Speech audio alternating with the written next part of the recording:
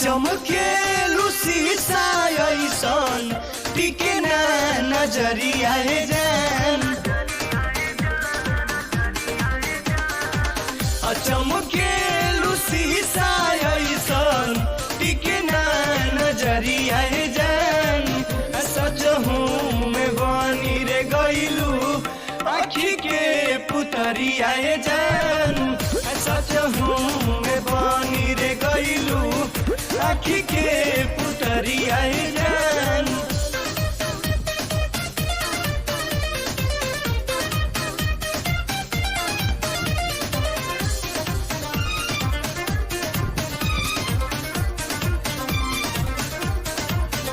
जब चोई नजरिया चार भइल रानी हमरो तो दिलवाला चार भइल।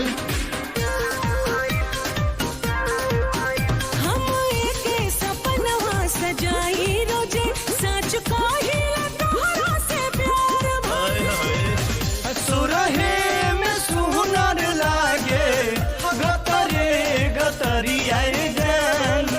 सच हूँ मैं बनी रे गईलू आखी के पुतरिया जान। सच हूँ मैं बनी रे गईलू आखी के पुतरिया जान।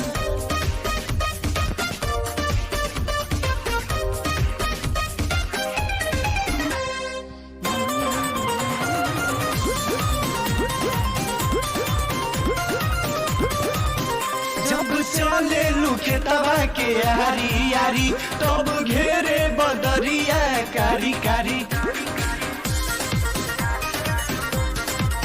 फूल लहरा के दहिया में साटेला तब मुहवा से निकलेला सिसकारी।